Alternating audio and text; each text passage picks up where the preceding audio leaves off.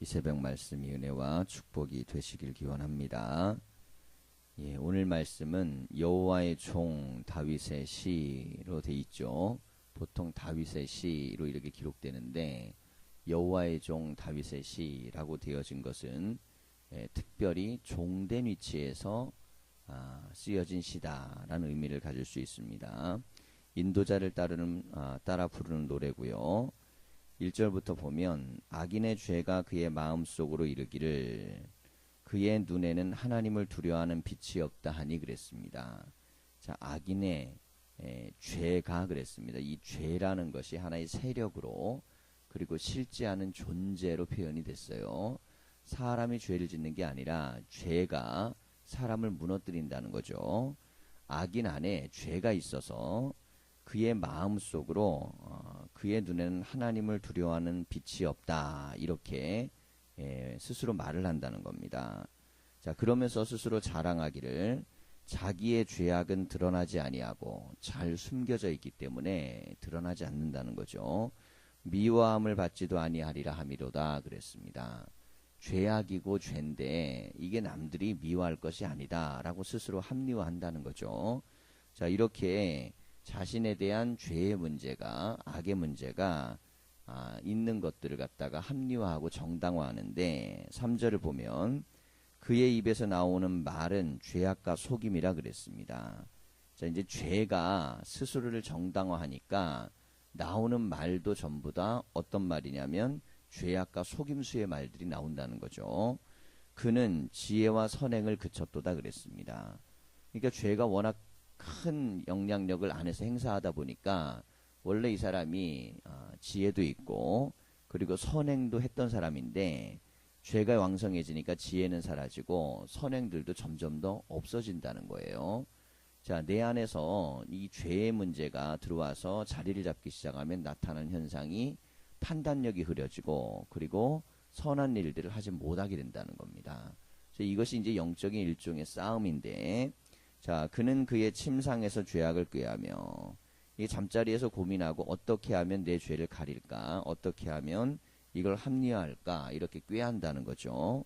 스스로 악한 길에 서고 스스로 악한 길에 서다는 것은 우리가 시편 1편에 보면 따라갔다는 거죠. 악인의 길을 따라가지 말아라 그랬는데 이 사람은 아예 그냥 악한 길에 서버리는 겁니다. 그러니 이게 남을 따라가는 것도 아니고 스스로가 악한 것을 정당화하고 그것을 합리화하고 당연히 여기고 그리고 악을 거절하지 아니하는도다 그랬습니다. 이 악인 걸 몰라서 거절하지 않는 게 아니고 스스로 선택해버렸고 그리고 그걸 거절하지 않는다는 거예요. 자, 그랬을 때에 이 죄와 악의 문제를 다루시는 하나님에 대한 말씀을 우리가 이제 봅니다. 5절을 보면 여호와여 주의 인자하심이 하늘에 있고 주의 진실하심이 공중에 사무쳤으며 주의 의는 하나님의 산들과 같고 주의 심판은 큰 바다와 같으니이다. 여호와여 주는 사람과 짐승을 구하여 주시나이다. 하나님이여 주의 인자하심이 어찌 그리 보배로우신지요. 사람들이 주의 날개 그늘 아래에 피하나이다 그랬습니다. 4절 이하 5절은 마치 전혀 상관없는 것처럼 단절이 되어져 있어요. 1절부터 4절까지는 악한 인간의 이 죄성을 이야기하고 5절부터는 하나님이 가지고 계신 이 인자하심에 대한 이야기를 합니다. 하나님의 인자하심이 널리 퍼져 있고 그리고 진실하심이 공중에 퍼져 있고 그리고 하나님의 모든 것들이 산과 모든 곳에 다 널려 있다는 것이죠. 자, 7절을 보면 하나님이여 주의 인자하심이 어찌 그리 보배로우신지요. 보배처럼 그렇게 인자하심이 크시기 때문에 우리의 죄도 혹은 악도 하나님의 은혜와 긍휼 가운데 용서함을 받으면서 갈 수 있는 것이 이게 천만감사한 일이라는 거예요. 그렇지 않고 하나님이 그냥 모든 걸 심판하려고 한다 그랬다면 내 안에 있는 죄로 말미암아 우리는 모두가 다 멸망을 당할 겁니다. 그런데 하나님의 인자하심이 하늘이든 땅이든 어느 곳이든 간에 있으셔서 긍휼과 자비와 은혜로 우리를 보신다는 거죠. 8절을 보면 그들이 주의 집에 있는 살찐 것으로 풍족할 것이라 주께서 주의 복나기의 강물을 마시게 하시리이다. 자, 지금 5절 이하에 나와 있는 이 그들은 하나님의 말씀대로 살려고 하는 사람들입니다. 그러니까 내 안에 죄를 자꾸 끄집어내고 합리화하지 않고, 그리고 내 죄에 대해서 그것을 그 길에 서려 하지 않으려고 부단히 애쓰고 하나님 안에 거하기를 원해서 따라가는 사람이죠. 자, 이 사람은 하나님께서 풍족하게 채워주시고 그리고 복락의 강물을 마시리라 그랬습니다. 이 죄가 자꾸 인간을 갖다 무너뜨려 버리는데, 이 죄를 끄집어내고 하나님의 은혜의 강물을 우리 안에 마시는 거죠. 이 강물이라는 게 뭐 오늘날 같은 물은 아니니까 아주 깨끗하고 먹을 수 있는 물이니까, 이 마실 수 있는 물이 우리 안에 들어와서 생명을 공급한다는 겁니다. 자, 이게 다 모두가 다 뭐냐면 이게 말씀으로 내 영혼들을 바꿔나가는 능력이에요. 내 머릿속에, 내 가슴 속에 응어리져 있거나 아니면 뇌 구조 속에 들어와 있는 이 잘못된 생각들, 판단들, 마음가짐들을 다 끄집어내고 하나님이 주시는 인자하심 가운데 말씀들이 내 안에 들어와서 나를 바꿔내는 겁니다. 자, 9절을 보면 진실로 생명의 원천이 주께 있사오니 주의 빛 안에서 우리가 빛을 보리이다 그랬습니다. 생명의 원천, 살 수 있는 모든 힘이, 근원이 하나님에게 있다는 겁니다. 근데 죄는 스스로 그렇게 생각하지 않죠. 하나님은 나에게 필요 없다고 얘기하고 스스로 자랑하기를 나는 뭐 죄가 드러나지도 않을 거다, 잘 숨길 거다, 뭐 이렇게 이야기하고, 말과 모든 것들이 다 속임수고 죄악인데, 하나님 안에 거하려고 하는 자에게는 하나님께서 주의 빛을 우리에게 보여주신다는 겁니다. 주를 아는 자들에게, 이 주를 아는 자들이 위에 있는 악인과 다른 사람이겠죠. 주의 인자하심을 계속 베푸시며 마음이 정직한 자에게 주의 공의를 베푸소서. 자, 이건 기도입니다. 주의 뜻대로 살려고 하니까 하나님이 인자하심을 포기하지 말고, 우리가 부족하고 약하고 연약할지라도 하나님의 인자하심으로 우리를 붙들어 달라는 겁니다. 우리가 인간이 완전할 수는 없죠. 하지만 하나님 말씀의 빛 가운데 살려고 부단히 노력하고 애쓰는 사람에게는 인자함이 있는 거예요. 반면에 하나님의 뜻에서 멀어져서 자신의 죄를 계속 합리화하고 그 모든 것들을 정당화하고 그것을 말로 그리고 사상으로, 생각으로 사람들 앞에서 그걸 만들어 가려고 하는 자는 하나님 앞에서는 이 인자하심을 계속 바랄 수는 없겠죠. 때가 되면 심판을 받을 수밖에 없습니다. 그런데 지금 이 시편의 다윗은 하나님의 말씀을 내가 부단히 애쓰며 살아가려고 하니까 인자함을 포기하지 말고 계속적으로 베풀어 달라고 기도하는 겁니다. 그러니까 우리가 하나님의 자비를 구하든 인자를 구하든 은혜를 구하려면 말씀대로 우리가 죄를 멀리하고 하나님 가운데 가려고 노력하고 애쓸 때에 이 기도를 드릴 수 있고, 이 기도는 정당하다는 겁니다. 죄를 해결할 수 있는 것은 단순히 그리스도의 보혈을 믿는 믿음만 가지고 되는 게 아니라 이 믿음의 정체를 알아야 돼요. 그리스도의 보혈을 믿는 믿음의 정체는 철저하게 회개를 동반으로 할 때 믿음이 되는 것이지 교리를 동의한다고 되는 게 아닙니다.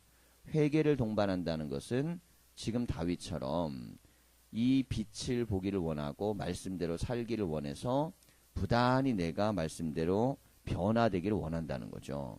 그럴 때 인자하심도 구하고 그럴 때 하나님의 공의도 베풀어 달라고 구할 수 있는 기도를 드린다는 겁니다.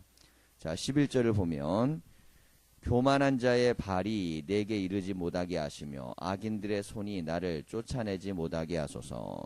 악을 행하는 자들이 거기서 넘어졌으니 엎드러지고 다시 일어날 수 없으리이다 그랬습니다.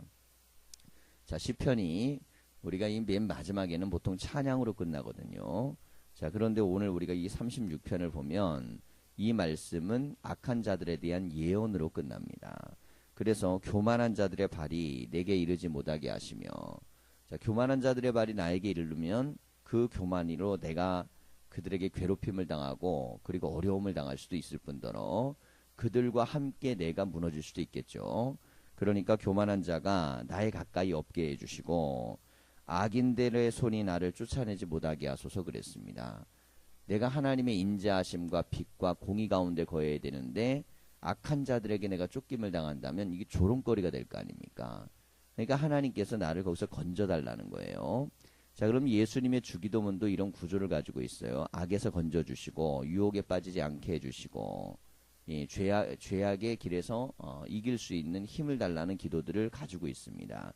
자, 이렇게 3번씩이나 반복되어져 있는 이 영적인 악과의 싸움에 대한 문제, 일용할 양식을 주라는 건 딱 한 구절로 끝나는데 시험에 들게 마시고, 이 뭐 죄악의 유혹에 빠지지 말고, 이런 것들은 반복적으로 이루어져서 우리가 그것을 해내야 됨을 이야기합니다. 근데 이걸 하나님께 구하게 돼 있어요. 그렇게 구하고 간구하라는 거죠. 다윗도 마찬가지로 지금 그렇게 하나님 앞에 구하고 있습니다. 악을 행하는 자들이 거기서 넘어졌으니 악을 행하는 자는 결국에는 하나님 앞에서 무너질 수밖에 없다는 겁니다. 그리고 엎드러지고 다시 일어날 수 없으리로다 그랬습니다. 악행은 반드시 무너지고 넘어질 수밖에 없으니까 하나님의 말씀의 빛으로 자기를 바꾸고 변화시켜야 되는데, 이걸 하려 하지 않는 게 바로 교만이라는 겁니다. 교만, 이 휘브리스라는 것은 하나님 앞에서 내가 이 악행을 정당화하고, 혹은 내가 이게 감추어지면 된다고 생각하고, 그리고 이 악행에 대해서 합리화하면서 이것을 해결하지 못할 때, 때가 되면 이게 부러진다는 거죠. 부러뜨리셔서 엎드려지게 만든다는 겁니다. 하나님이 부러뜨려서 엎드려지게 만드는 것보다 하나님의 인자하심을 구하면서 빛 가운데 거하고 말씀으로 살고자 원하는 것, 이게 뭐냐면 바로 하나님의 종인 다윗의 자세입니다. 자, 다윗의 시와 굳이 하나님의 종이라고 했을 땐 자기가 왕인데, 이게 내가 허리를 굽히고 그리고 땅에 엎드려 하나님을 경배하려면 교만을 버려야겠죠. 교만을 버리려 그러면 나는 종이고 하나님은 나의 주인이 돼야 됩니다. 근데 하나님이 주인이라고 했을 때 핵심은 말씀이 이루어지는 거예요. 종에게는 주인이 이야기하면 그게 다 이루어질 때 종이지, 이게 주인이 시켰는데 종은 자기가 원하는 대로 말하고 생각하는 대로 판단해서 행동하고, 그러면 종은 아니죠. 근데 지금 이 다윗은 하나님 말씀대로 철저하게 자기가 하나님의 말씀대로 따라가기를 원하는 말씀을 드린 거고, 그렇지 않은 자를 교만한 자라고 부르는 겁니다. 근데 이 교만한 자는 반드시 하나님이 엎드려 뜨린다는 거예요. 우리가 믿음을 가지고 신앙생활 할 때 알아야 되는 아주 중요한 영적인 자세 중에 하나는, 하나님 앞에 온전하지 않고 옳지 않은 건 언젠가는 무너집니다. 그리고 엎드려지게 돼 있고, 그것이 엎드려질 때에는 결국 그 모든 것들은 나에게 고통으로 오는 겁니다. 그러니 말씀을 붙들고 우리가 하나님 말씀 앞에 겸손할 때, 그리고 그것을 따라갈 때 주님이 그 안에서 인자하심을 베푸시는 겁니다. 믿음으로 오늘 시가 우리에게도 고백이 있고 은혜로운 다 시가 되고 말씀이 되셔서 우리가 주의 인자하심을 늘 누리고 축복과 은혜가 있기를 소망합니다. 기도하겠습니다.